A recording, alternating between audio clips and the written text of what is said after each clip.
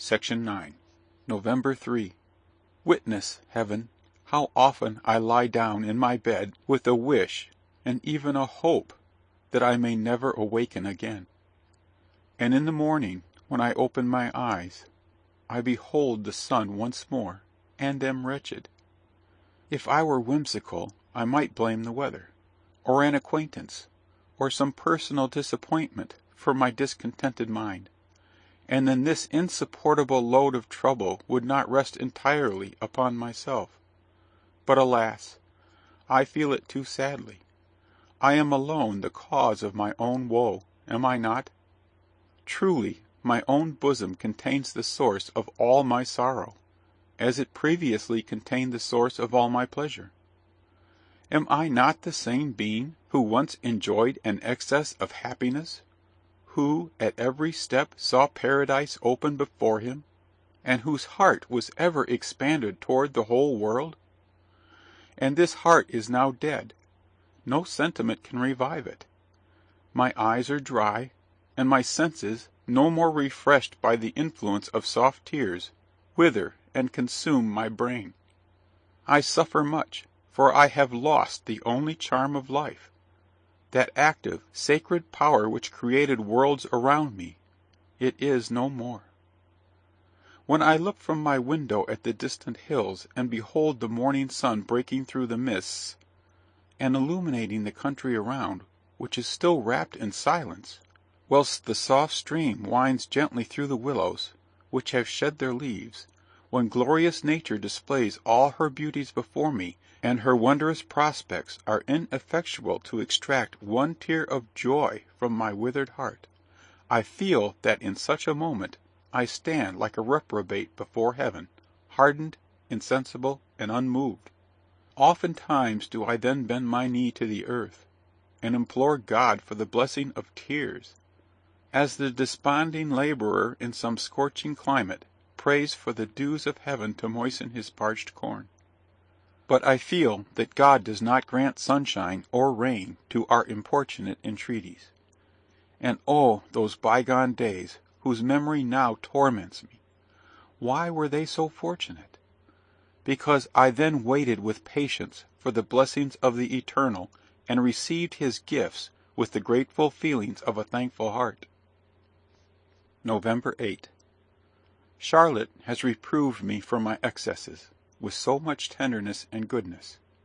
I have lately been in the habit of drinking more wine than heretofore. Don't do it, she said.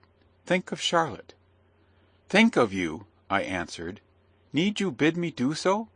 Think of you? I do not think of you. You are ever before my soul. This very morning I sat on the spot where, a few days ago, you descended from the carriage, and— She immediately changed the subject, to prevent me from pursuing it farther. My dear friend, my energies are all prostrated. She can do with me what she pleases. November 15. I thank you, Wilhelm, for your cordial sympathy, for your excellent advice, and I implore you to be quiet. Leave me to my sufferings. In spite of my wretchedness, I have still strength enough for endurance. I revere religion, you know I do. I feel that it can impart strength to the feeble and comfort to the afflicted, but does it affect all men equally? Consider this vast universe. You will see thousands for whom it has never existed, thousands for whom it will never exist, whether it be preached to them or not. And must it then necessarily exist for me? Does not the Son of God himself say that they are his whom the Father has given to him? Have I been given to him? What if the Father will retain me for himself, as my heart sometimes suggests? I pray you, do not misinterpret this. Do not extract derision from my harmless words. I pour out my whole soul before you. Silence were otherwise preferable to me, but I need not shrink from a subject of which few know more than I do myself. What is the destiny of man, but to fill up the measure of his sufferings, and to drink his allotted cup of bitterness? And if that same cup proved bitter to the God of heaven, under a human form, why should I affect a foolish pride, and call it sweet? Why should I be ashamed of shrinking at that fearful moment, when my whole being will tremble between existence and annihilation, when a remembrance of the past, like a flash of lightning, will illuminate the dark gulf of futurity, when everything shall dissolve around me and the whole world vanish away? Is not this the voice of a creature oppressed beyond all resource, self-deficient, about to plunge into inevitable destruction, and groaning deeply at its inadequate strength? My God, why hast thou forsaken me? And should I feel ashamed to utter the same expression? Should I not shudder at the prospect which had its fears, even for him who folds up the heavens like a garment? November 21. She does not feel, she does not know, that she is preparing a poison which will destroy us both, and I drink deeply of the draught which is to prove my destruction. What mean those looks of kindness which she often, no, not often, but sometimes, regards me, that complacency with which she hears the involuntary sentiments which frequently escape me, and the tender pity for my sufferings which appears in her countenance? Yesterday, when I took leave, she seized me by the hand and said, "Adieu, dear Werther." Dear Werther! It was the first time she ever called me dear. The sound sunk deep into my heart. I have repeated it 100 times, and last night, on going to bed, and talking to myself of various things, I suddenly said, "Good night, dear Werther," and then could not but laugh at myself. November 22. I cannot pray, "Leave her to me," and yet she often seems to belong to me. I cannot pray, "Give her to me," for she is another's. In this way I affect mirth over my troubles, and if I had time I could compose a whole litany of antitheses. November 24. She is sensible of my sufferings. This morning her look pierced my very soul. I found her alone, and she was silent. She steadfastly surveyed me. I no longer saw in her face the charms of beauty or the fire of genius. These had disappeared. But I was affected by an expression much more touching, a look of the deepest sympathy and of the softest pity. Why was I afraid to throw myself at her feet? Why did I not dare to take her in my arms and answer her by 1,000 kisses? She had recourse to her piano for relief, and in a low and sweet voice accompanied the music with delicious sounds. Her lips never appeared so lovely. They seemed but just to open, that they might imbibe the sweet tones which issued from the instrument, and return the heavenly vibration from her lovely mouth. Oh, who can express my sensations? I was quite overcome, and bending down, pronounced this vow: "Beautiful lips, which the angels guard, never will I seek to profane your purity with a kiss. And yet, my friend, oh, I wish, but my heart is darkened by doubt and indecision. Could I but taste felicity, and then die to expiate the sin. What sin?" November 26. Oftentimes I say to myself, "Thou alone art wretched, all other mortals are happy, none are distressed like thee." Then I read a passage in an ancient poet, and I seem to understand my own heart. I have so much to endure. Have men before me ever been so wretched? November 30. I shall never be myself again. Wherever I go, some fatality occurs to distract me. Even to-day, alas, for our destiny! Alas for human nature! About dinner-time I went to walk by the river-side, for I had no appetite. Everything around seemed gloomy. A cold and damp easterly wind blew from the mountains, and black heavy clouds spread over the plain. I observed at a distance a man in a tattered coat. He was wandering among the rocks, and seemed to be looking for plants. When I approached, he turned round at the noise, and I saw that he had an interesting countenance, in which a settled melancholy, strongly marked by benevolence, formed the principal feature. His long black hair was divided and flowed over his shoulders. As his garb betokened a person of the lower order, I thought he would not take it ill if I inquired about his business, and I therefore asked what he was seeking. He replied, with a deep sigh, that he was looking for flowers, and could find none. "But it is not the season," I observed with a smile. "Oh, there are so many flowers," he answered, as he came nearer to me. "In my garden there are roses and honeysuckles of two sorts. One sort was given to me by my father. They grow as plentifully as weeds. I have been looking for them these 2 days, and cannot find them. There are flowers out there, yellow, blue, and red, and that centaury has a very pretty blossom, but I can find none of them." I observed his peculiarity, and therefore asked him, with an air of indifference, what he intended to do with his flowers. A strange smile overspread his countenance. Holding his finger to his mouth, he expressed a hope that I would not betray him, and he then informed me that he had promised to gather a nosegay for his mistress. "That is right," said I. "Oh," he replied, "she possesses many other things as well. She is very rich." "And yet," I continued, "she likes your nosegays." "Oh, she has jewels and crowns!" he exclaimed. I asked who she was. "If the States General would but pay me," he added, "I should be quite another man. Alas! there was a time when I was so happy, but that is past, and I am now—" He raised his swimming eyes to heaven. "And you were happy once?" I observed. "Ah, would I were so still!" was his reply. "I was then as gay and contented as a man can be."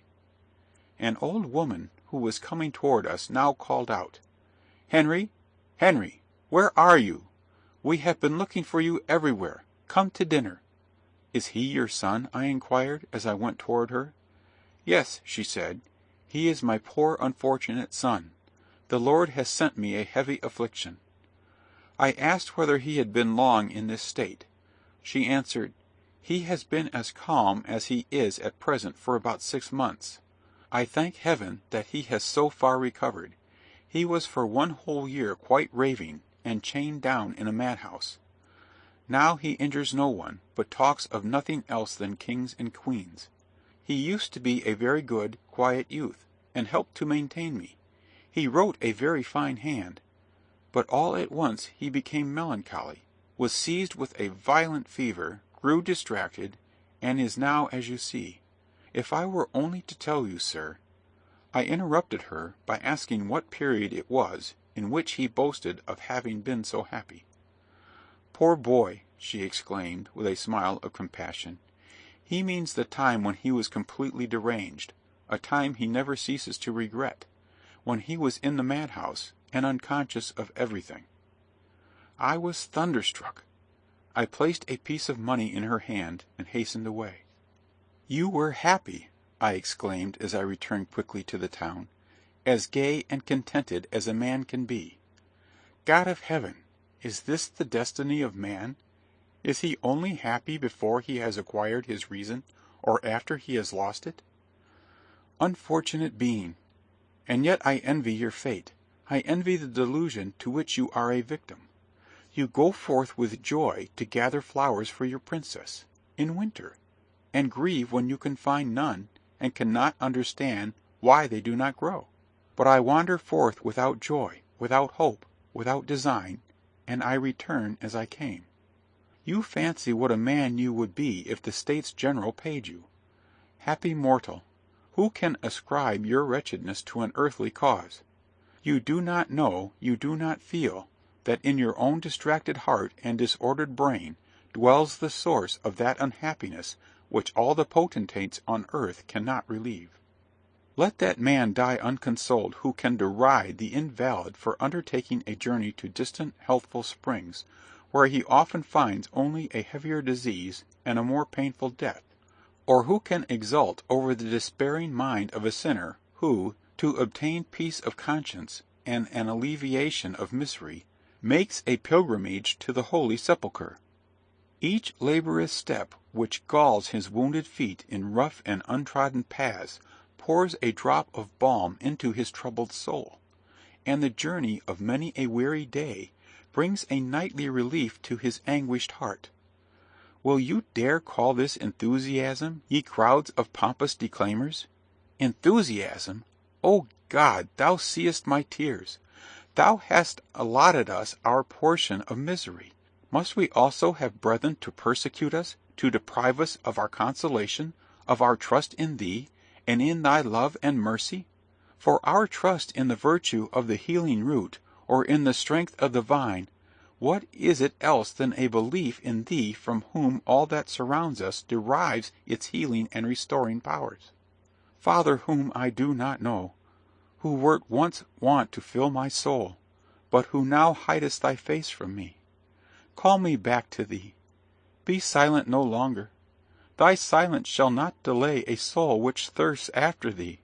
What man, what father, could be angry with a son for returning to him suddenly, for falling on his neck and exclaiming, I am here again, my father. Forgive me if I have anticipated my journey, and returned before the appointed time. The world is everywhere the same, a scene of labour and pain, of pleasure and reward, but what does it all avail? I am happy only where thou art, and in thy presence am I content to suffer or enjoy. And wouldst thou, heavenly Father, banish such a child from thy presence? December 1. Wilhelm, the man about whom I wrote to you, that man so enviable in his misfortunes, was secretary to Charlotte's father, and an unhappy passion for her which he cherished, concealed, and at length discovered, caused him to be dismissed from his situation. This made him mad. Think, whilst you peruse this plain narration, what an impression the circumstance has made upon me. But it was related to me by Albert with as much calmness as you will probably peruse it. December 4. I implore your attention. It is all over with me. I can support this state no longer. To-day I was sitting by Charlotte. She was playing upon her piano a succession of delightful melodies, with such intense expression. Her little sister was dressing her doll upon my lap. The tears came into my eyes. I leaned down and looked intently at her wedding ring. My tears fell. Immediately she began to play that favourite, that divine air which has so often enchanted me. I felt comfort from a recollection of the past, of those bygone days when that air was familiar to me, and then I recalled all the sorrows and the disappointments which I had since endured. I paced with hasty strides through the room. My heart became convulsed with painful emotions. At length I went up to her and exclaimed with eagerness, For heaven's sake, play that air no longer. She stopped, and looked steadfastly at me. She then said, with a smile which sunk deep into my heart, Werther, you are ill. Your dearest food is distasteful to you. But go, I entreat you, and endeavour to compose yourself. I tore myself away. God, thou seest my torments, and wilt end them. December 6. How her image haunts me! Waking or asleep, she fills my entire soul. Soon as I close my eyes, here, in my brain, where all the nerves of vision are concentrated, her dark eyes are imprinted. Here I do not know how to describe it, but if I shut my eyes, hers are immediately before me. Dark as an abyss they open upon me, and absorb my senses. And what is man, that boasted demigod? Do not his powers fail when he most requires their use? And whether he soar in joy or sink in sorrow, is not his career in both inevitably arrested? And whilst he fondly dreams that he is grasping at infinity, does he not feel compelled to return to a consciousness of his cold, monotonous existence? End of section 9.